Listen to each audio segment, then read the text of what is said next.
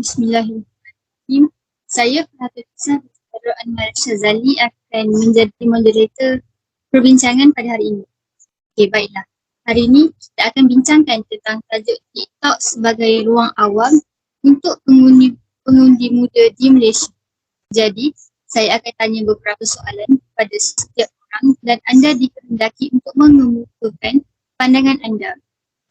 Jika ada yang celah atau membantah, kalian juga dipersilakan untuk mengemukakan pandangan sendiri. Baiklah, soalan pertama ini untuk saudara Haziq. Bagaimana TikTok menyediakan akses, penyertaan, timbal balik dan perbincangan rakan-rakan tentang isu politik? Baiklah, bismillah. Terima kasih kepada saudari moderator di atas soalan tersebut. Baiklah, pada pendapat saya, TikTok menyediakan akses kepada pengguna untuk menyertai, berinteraksi, memberikan respon dan berbincang mengenai isu politik. Platform ini membolehkan pengguna untuk menyumbang kepada perbincangan politik melalui video yang mereka cipta dan kandungan yang mereka kongsikan. Pengguna boleh menggunakan lagu, teks, visual dan alat edit kreatif yang disediakan oleh TikTok untuk menyampaikan pandangan mereka mengenai isu politik. Selain itu, pengguna juga boleh berinteraksi dengan video-video politik yang lain dengan memberikan like, share dan meninggalkan komen.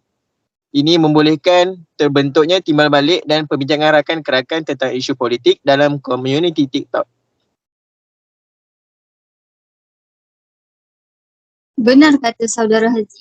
Tambahan pula, TikTok adalah platform media sosial yang sangat popular di kalangan generasi muda dan ia juga menyediakan peluang untuk berinteraksi dan berpartisipasi dalam perbincangan politik.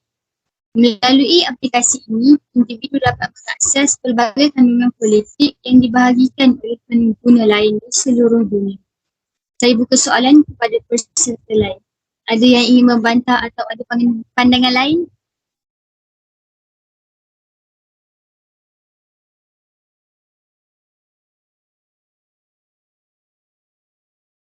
Izinkan saya mencelah, saudari moderator.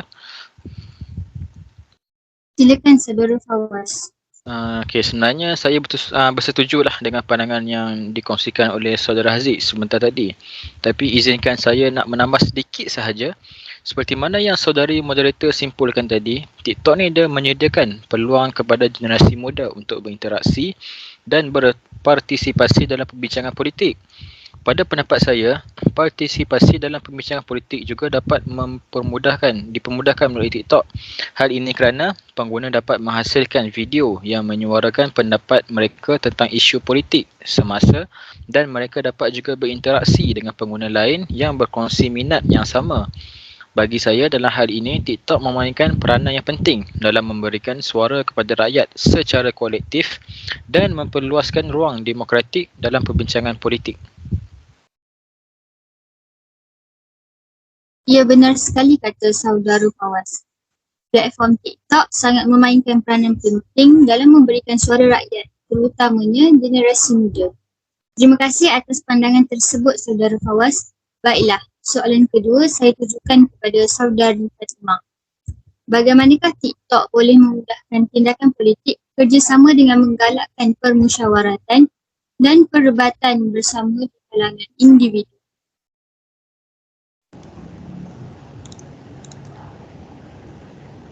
Baiklah, terima kasih saudari moderator. Pada pendapat saya, TikTok dapat memfasilitasi tindakan politik kerjasama dengan mendorong perdebatan dan diskusi yang saling menghargai di antara individu. Melalui feature video pendeknya, TikTok memungkinkan pengguna untuk berbahagi gagasan, pandangan dan isu-isu politik dengan cepat dan mudah. Ini dapat mendorong dialog dan pertukaran informasi yang luas antara pengguna. Dalam konteks tindakan politik kerjasama, TikTok dapat menjadi platform yang memfasilitasi diskusi tentang isu-isu politik yang penting. Dengan menyediakan ruang bagi berbagai perspektif, pengguna dapat saling mendebatkan pendapat mereka secara terbuka. Ini memungkinkan para pengguna untuk belajar dari sudut pandang yang berbeza dan memperluaskan pemahaman mereka tentang isu-isu politik yang kompleks. Menarik apa yang dikatakan oleh saudari Fatimah. Secara ringkasnya, apa yang dapat saya simpulkan dari pandangan saudari Fatimah tadi, melalui platform ini, pengguna dapat saling berbagi pendapat, berfikiran kritis dan terlibat dalam dialog yang saling mendukung atau mempersoalkan pandangan politik. Hal ini dapat membantu membangun pemahaman yang lebih baik, merangsang kesedaran politik dan mendorong tindakan kolektif yang lebih efektif. Baiklah, ada bantahan atau pendapat lain? Minta maaf saudari moderator, izinkan saya mencela. Silakan saudari Aida. Baiklah, secara umumnya saya bersetuju dengan pandangan daripada saudari Fatimah. Namun, perlu diingatkan bahawa informasi yang disajikan di TikTok memiliki sifat subjektif dan tidak selalunya tepat.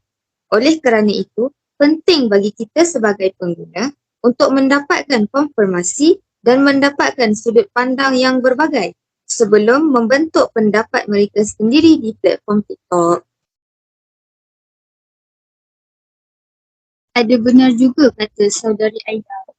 Tambahan pula, masyarakat sekarang sangat mudah percaya kepada platform seperti ini berbanding bahan bacaan bercetak seperti buku atau surat khabar. Baiklah, terima kasih saudari Aida atas pandangan tersebut.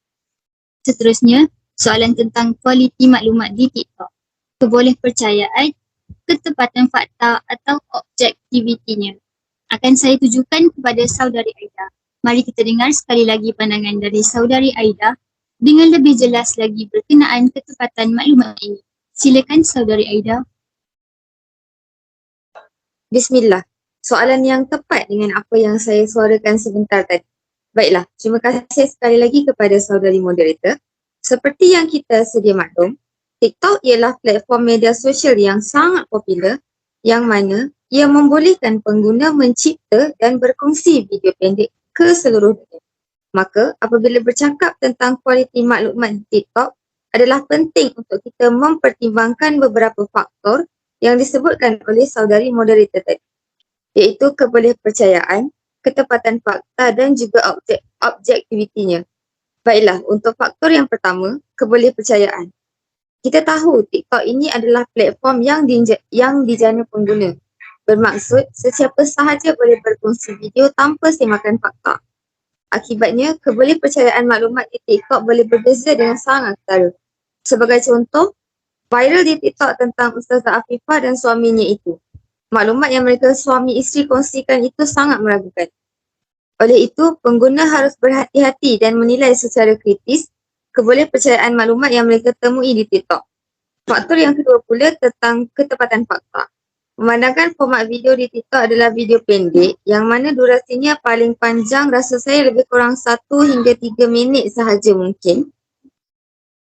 Ianya boleh memberikan cabaran dalam menyampaikan maklumat yang kompleks dengan tepat. Akibatnya, ketepatan fakta itu boleh tergantung begitu sahaja tanpa kita tahu bahawa sebenarnya ada maklumat lain yang tidak sempat dijelaskan dalam video berdurasi pendek ini. Oleh itu, adalah penting kepada pengguna, terutamanya generasi muda, untuk menyimak fakta dan juga mengesahkan kebenaran maklumat sebelum ia benar-benar boleh dipercayai apatah lagi diamalkan. Yang terakhir tentang objektiviti. Objektiviti di TikTok juga boleh menjadi isu. Banyak pengguna menggunakan platform ini untuk menyampaikan pandangan dan pendapat mereka sendiri, yang mana ia boleh mempengaruhi objektiviti maklumat yang disampaikan. Oleh itu, penting bagi pengguna TikTok untuk menyedari bahawa kandungan yang mereka lihat mungkin mempunyai bias tertentu dan tidak semestinya memberikan pandangan yang sepenuhnya objektif. Penjelasan yang ringkas dan padat dari saudara. Benar, maklumat di media sosial sekarang sangatlah perlu disahkan kebenarannya sebelum diterima bulat-bulat oleh kita sebagai pengguna. Baiklah, ada sesiapa yang ingin membantah atau ingin memberikan pandangan lain? Saudari moderator, izinkan saya mencelah. Silakan saudara Haziq. Secara jujurnya, saya bersetuju dengan pandangan ringkas dan padat yang disorongkan oleh saudari Aida. Namun, izinkan saya menambah hanya sebagai peringatan untuk kita bersama Baiklah, sebagai pengguna TikTok, sebagai pengguna TikTok adalah penting untuk menjadikan diri kita pengguna yang berwawasan dan bijak. Selain itu, pihak berwajib juga harus menggalakkan agar pengguna sentiasa menyemak dan mengesahkan maklumat yang mereka terima di platform ini dengan sumber yang dipercayai dan mempertimbangkan kredibiliti pembuat kandungan sebelum mereka menerima maklumat sebagai fakta yang tepat. Benar sekali saudara Haziq. Baiklah, kita ke soalan seterusnya. Bagaimanakah TikTok membenarkan sudut pandang dan pendapat politik yang berbeza dinyatakan? Soalan untuk saudara Fawaz, silakan. Okey, terima kasih kepada saudari moderator. Baiklah, seperti mana yang kita tahu, TikTok ni merupakan satu platform media sosial yang membolehkan pengguna ni untuk menyuarakan pendapat dan pandangan politik mereka.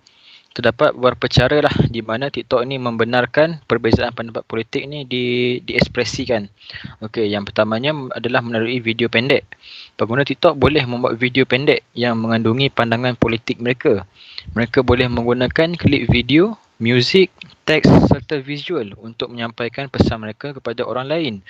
Ini juga membolehkan individu dengan pelbagai pandangan politik untuk menyuarakan pendapat mereka dengan cara yang kreatif dan juga menarik. Yang keduanya adalah hashtag dan juga trend. TikTok menggunakan hashtag dan trend yang popular untuk menyebarkan kandungan. Ini bermakna bahawa pengguna dengan pandangan politik yang tertentu boleh mencari atau menggunakan hashtag yang berkaitan dengan isu politik yang mereka minat. Ini memungkinkan mereka untuk mencari dan berinteraksi dengan kandungan yang sejajar dengan pandangan mereka atau melibatkan diri dalam perbincangan mengenai isu politik tersebut. Yang ketiganya adalah dialog dan juga komen. Pengguna TikTok dapat berinteraksi dengan kandungan politik melalui komentar dan dialog. Mereka boleh memberikan respon, bertanya soalan ataupun berkongsi pandangan mereka di dalam ruang komen. Ini memungkinkan pengguna dengan pelbagai pandangan politik yang berbeza untuk berinteraksi secara langsung dan juga mengembangkan perbincangan mereka untuk lagi mendalam mengenai isu-isu politik. Yang keempatnya terakhir sekali lah adalah algoritma dan juga kebolehcapaian. TikTok menggunakan algoritma untuk menyesuaikan kandungan yang dipaparkan kepada pengguna berdasarkan minat dan juga tindakan mereka sebelum ini. Ini juga bermakna bahawa pengguna dengan pandangan politik tertentu mungkin akan diberikan kandungan yang sejajar dengan pandangan mereka. Walaupun ini boleh menghasilkan gelembung maklumat dan pengasingan pemikiran, ia juga membolehkan perbezaan pendapat politik untuk diberikan kepada audiens yang relevan. Hebat sekali poin yang dikongsikan oleh saudara Fawaz. Secara ringkasnya, TikTok membolehkan perbezaan pendapat politik dan pandangan diekspresikan melalui video pendek. Penggunaan tanda pagar dan trend, interaksi dalam ruangan komen serta melalui algoritma dan menyesuaikan kandungan dengan minat pengguna. Platform ini membuka ruang untuk perbincangan politik dan memberi peluang kepada individu dengan pandangan politik yang berbeza untuk mengeluarkan pendapat mereka dalam cara yang unik dan baik. Baiklah, ada bantahan atau pendapat lain? Izinkan saya mencelah saudari moderator. Silakan, saudara Aiman. Okey, baiklah. Apa yang telah disuarakan oleh saudara Fawaz tadi, saya akui benda tu adalah benar. Namun, walaupun TikTok ni telah memberi ruang kepada perbezaan antara pendapat politik, perlu diingatkan bahawa platform ini juga mempunyai satu had ataupun dan garis panduan yang perlu kita ikuti. Kandungan yang melanggar terma dan syarat yang ditetapkan oleh TikTok akan dikeluarkan ataupun disekat untuk memastikan keselamatan dan kualiti pengalaman daripada pengguna. Ya, benar juga kata saudara. Kesimpulannya, kita tetap perlu berhati-hati dalam setiap posting yang dibuat. Baiklah, saudara Aiman. Soalan seterusnya ini adalah untuk saudara. Bagaimanakah TikTok boleh mencipta ruang gema dengan mengukuhkan dan menguatkan pandangan dan pendapat tertentu? Silakan, saudara Aiman. Terima kasih kepada saudari moderator. Okey, baiklah. TikTok seperti yang kita tahu, dia adalah satu platform media sosial yang lain, iaitu boleh mencipta apa yang dikenali sebagai echo chambers ataupun yang dikenali sebagai ruang yang hanya menguatkan dan memperbesarkan pandangan dan pendapat tertentu. TikTok ini juga menggunakan satu algoritma yang menyelesaikan kandungan berdasarkan minat dan tindakan pengguna yang sebelumnya. Ini bermakna bahawa jika seseorang sering berinteraksi dengan kandungan yang sejajar dengan pandangan atau pendapat tertentu, algoritma cenderung untuk memberikan lebih banyak kandungan yang sama ataupun serupa. Ini boleh menghasilkan echo chambers di mana pengguna-pengguna hanya terdedah kepada satu sudut pandangan politik tanpa melihat perspektif yang berbeza. Selain itu juga, pengguna TikTok ini juga cenderung untuk mengikuti dan berinteraksi dengan orang-orang yang berkongsi pandangan politik yang sama. Ini juga boleh berlaku kerana algoritma yang menyarankan pengguna dengan minat yang sama ataupun melalui komuniti yang dibina di sekitar pendapat politik-politik tertentu. Dalam hal ini, pengguna juga akan didapati diri mereka ni berada dalam persekitaran yang penuh dengan pandangan yang sama. Ia juga lebih kurang menerima paparan kepada pendapat yang berbeza. Untuk mengatasi masalah echo chambers di TikTok, penting untuk kita melibatkan diri ataupun pengguna melibatkan diri dalam dialog. Mendengar pendapat yang berbeza dan melibatkan diri dalam pelbagai sumber maklumat yang mempunyai perspektif yang berbeza. Pengguna juga perlu meluangkan masa untuk membaca seperti membaca surat khabar, mempunyai info-info di halaman buku dan mencari informasi di luar TikTok untuk mendapatkan pemahaman yang lebih menyeluruh dan objektif mengenai isu-isu politik ini. Benar kata saudara ini. Secara ringkasnya, sementara TikTok memberikan peluang untuk perbezaan pendapat politik, terdapat risiko penciptaan echo chambers yang menguatkan dan memperbesar pandangan tertentu. Oleh itu, pengguna perlu sedar akan fenomena ini dan aktif mencari perspektif yang berbeza untuk memperluas pemahaman dan mencegah terjebak dalam persekitaran yang membatasi. Ada bantahan atau pendapat lain? Izinkan saya mencelah saudari. Silakan saudari Aida. Baiklah, saya tidak ingin membantah kerana saya jelas dan setuju dengan pandangan daripada saudara Aiman. Namun, izinkan saya menambah tentang kekangan panjang video di TikTok yang mana ia dapat mempengaruhi persepsi dan pemahaman pengguna. Dalam jangka masa yang singkat, pengguna hanya menerima sepotong informasi yang tidak mencukupi untuk mendapatkan pemahaman yang mendalam tentang isu politik yang kompleks. Ini boleh menguatkan pandangan yang sedia ada dan mencegah pengguna daripada melihat sisi lain atau mengimbangkan sudut pandang yang berbeza. Poin tambahan yang baik sekali dari saudari Aida. Baiklah, kita ada lagi 2 soalan yang berbaki. Soalan seterusnya saya berikan kepada saudara Fawaz untuk menjawab. Soalannya berkenaan kehadiran amalan pengawasan di TikTok dan potensi kekangan terhadap tingkah laku belia akibat pemantauan oleh rakan, keluarga, majikan, polis dan entiti kerajaan. Silakan saudara Fawaz. Terima kasih saudari moderator. Okey, baiklah. Kehadiran amalan pengawasan dalam TikTok dan potensi pembatasan terhadap tingkah laku belia akibat pemantauan oleh rakan, keluarga, majikan, polis dan entiti kerajaan adalah satu isu yang penting sebenarnya yang perlu diberi perhatian yang serius. Walaupun terdapat manfaat sosial dan hiburan yang diperoleh daripada penggunaan TikTok, adalah penting untuk kita mengenali bahawa terdapat juga risiko pengawasan yang berkaitan. Okey, yang pertama sekali adalah pengawasan oleh rakan, keluarga dan majikan mungkin membawa kepada pembatasan atas tingkah laku dan kebebasan berekspresi belia. Jika belia merasakan bahawa mereka sedang dipantau oleh individu-individu ini, mereka mungkin berasa terikat dan tidak mampu untuk berinteraksi atau menyuarakan pendapat mereka dengan bebas. Pengawasan seperti ini boleh menyebabkan satu tekanan psikologi dan mengurangkan kreativiti dan inovasi dalam kalangan belia.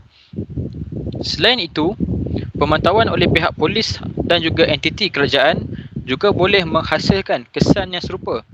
Belia ini mungkin akan merasa tidak selesa ataupun takut untuk mendedahkan diri mereka ataupun berpartisipasi dengan aktiviti yang dianggap sensitif ataupun penuh dengan satu kontroversi.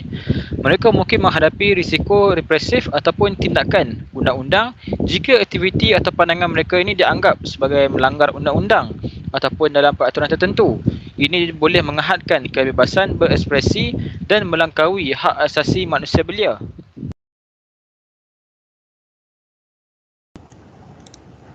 Izinkan saya mencelah saudara Fawaz dan juga saudari moderator. Benar sekali apa yang dibahaskan oleh saudara Fawaz itu. Walau bagaimanapun, ia penting untuk mempertimbangkan keadaan dan konteks setempat. Terdapat undang-undang dan peraturan yang melindungi hak privasi dan kebebasan individu dalam sistem demokratik. Oleh itu, dalam masyarakat Malaysia adalah penting untuk memastikan bahawa pengawasan tidak melampaui batas dan tidak digunakan sebagai alat untuk menindas atau membataskan kebebasan dan hak asasi belia. Pengguna TikTok dan remaja secara umum perlu didorong untuk menyadari risiko pengawasan dan kepentingan melindungi privasi mereka dalam talian. Mereka juga harus mendapatkan kesedaran tentang hak-hak mereka serta mempelajari cara mengamalkan tingkah laku digital yang bertanggungjawab.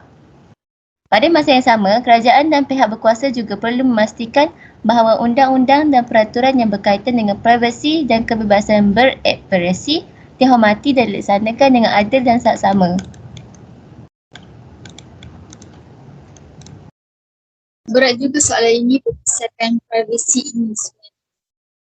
Walaupun apa yang dibahaskan oleh saudara Fawaz dan juga saudara Fatimah benar. Kesimpulannya, kehadiran amalan pengawasan dalam TikTok dan pengaruhnya terhadap tingkah laku belia adalah isu yang penting yang perlu diberi perhatian serius. Sementara manfaat penggunaan platform ini harus dikira. Adalah penting untuk memastikan bahawa pengawasan tidak membawa kepada pembatasan yang tidak wajar terhadap privasi dan kebebasan berekspresi. Baiklah, soalan terakhir saya akan minta saudara Haziq suarakan pendapat. Adakah TikTok mengeksploitasi maklumat pengguna dengan menjual maklumat pengguna kepada pihak ketiga? Silakan saudara Haziq. Okay, terima kasih kepada saudari moderator. Baiklah, pada pendapat saya, TikTok tidak memanfaatkan maklumat pengguna dengan menjualnya kepada pihak ketiga. Hal ini kerana sebagai platform media sosial yang popular, TikTok mungkin mengumpulkan maklumat pengguna untuk mengoptimumkan pengalaman pengguna dan menyampaikan kandungan yang relevan. Namun, macam platform yang lain, mereka juga perlu mematuhi undang-undang privasi dan melindungi maklumat peribadi pengguna. Sekiranya terdapat dakwaan yang meyakinkan mengenai penyalahgunaan maklumat pengguna oleh TikTok, ia adalah penting untuk menyiasat dan mengambil tindakan sewajarnya.